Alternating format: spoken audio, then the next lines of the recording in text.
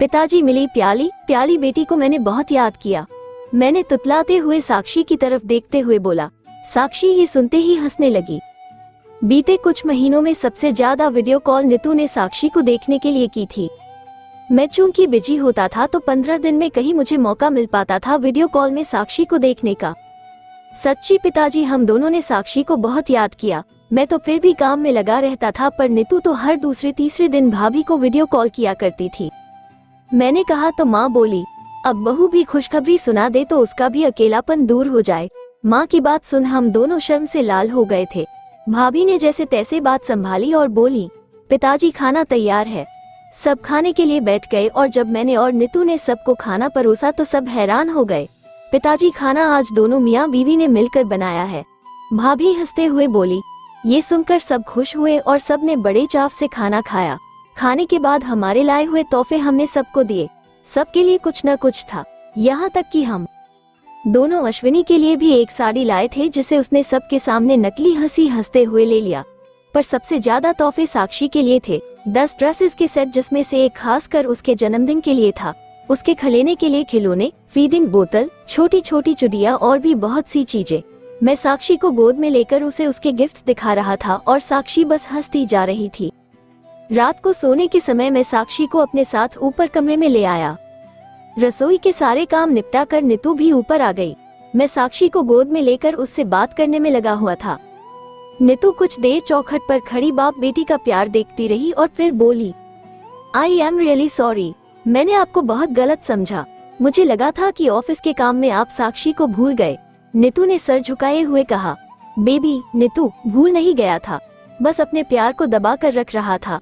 घर वालों से तुमने वादा किया था न कि तुम मेरा ख्याल रखोगी, फिर तुम्हें गलत कैसे साबित होने देता। मैंने नीतू को उस दिन की बात याद दिलाई जब उसने अमेरिका जाते समय माँ से वादा किया था। आपको अपनी फीलिंग इस तरह दबानी नहीं चाहिए, it could hurt you mentally. Neetu चिंता जताते हुए बोली, बेबी आप जो थे मेरे पास मेरा ख्याल रखने के लिए। मैंने मुस्कुराते हुए कहा। बात को खत्म करने के लिए नीतू को अपने पास बुलाया। नीतू दरवाजा बंद करके आई और हम तीनों आज महीनों बाद एक साथ गले लगे। फिर नीतू ने साक्षी को मेरी गोद से ले लिया और उसे चूमते हुए लेट गई। वो पूरी रात हमने जागते हुए साक्षी को प्यार करके गुजारी। इतने महीनों का सारा प्यार साक्षी पर उड़ेल दिया गया।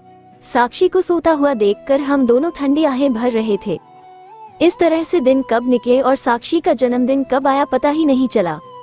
18 अगस्त की सुबह को सब तय हुआ कि कल हम केक काटेंगे और साक्षी का जन्मदिन धूमधाम से मनाएंगे।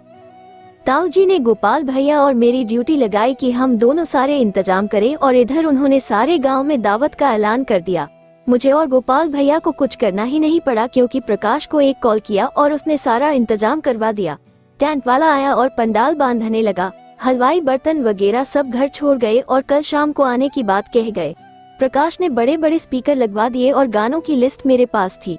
केक का ऑर्डर देने में प्रकाश और गोपाल भैया निकले और शाम तक सब तैयारियां हो गई थी। रात को खाने के बाद मैं, नीतू और साक्षी अपने कमरे थे और बेसब्री से 12 बजने का इंतजार कर रहे थे। हम दोनों ही साक्षी को जगाए हुए थे और उसके साथ खेल रहे थे। कभी दोनों उससे बात करने लगते तो कभी उसे गुदगुदी करते। टिक टिक टिक कर घड़ी ने आखिर 12 बजा ही दिए। 12 बजते ही नीतू ने साक्षी को गोद में ले लिया और बोली, मेरी राजकुमारी, आपको जन्मदिन बहुत बहुत मुबारक हो। आपको मेरी भी उम्र लगे। जल्दी जल्दी बड़े हो जाओ और बोलना शुरू करो।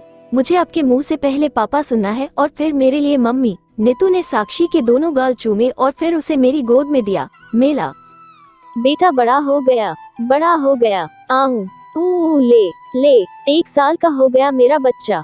हैप्पी बर्थडे मेरे बच्चे, आपको दुनिया भर की खुशियाँ मिले और आप जल्दी जल्दी बड़े हो जाओ। I love you my angel, God bless you. मैंने साक्षी को चूमते हुए कहा और वो भी मेरे इस तरह तुतला कर बोलने से हंस पड़ी। उस रात को साक्षी के सोने तक नीतू और मैं उसके साथ खेलते रहे और अनगिनत फोटो खींचते रहे, कभी उसे चूमते हुए तो कभी उसके सामने मुंह बनाते हुए। फिर हुई सुबह, एक ऐसी सुबह जो सबके लिए एक अलग रूप लेकर आई थी। जहां एक तरफ मैं और नीतू खुश थे क्योंकि आज हमारी बेटी साक्षी का जन्मदिन था। ताऊ जी ताई जी खुश थे कि उनके घर में आई खुशियां आज 2 गुनी होने रही है। माँ पिताजी खुश थे कि उनका बहू बेटा उनके पास है और बहुत खुश है। गोपाल भैया भाभी खुश थे कि उनकी जिंदगी में एक नया मेहमान आने वाला है और आज उनकी पोती का जन्मदिन है। तो दूसरी तरफ जलन, बदले और सबको दुख पहुंचाने वाली अश्विनी इसलिए खुश थी कि आज वो इस घर रूपी घोंसले के चीथरे चीथरे करने वाली है। वो घरौंदा जो उसे आज तक सर छुपाने की जगह दिए हुआ था, आज उसी घरौंदे को वो अपने बदले की आग से जलाने वाली थी।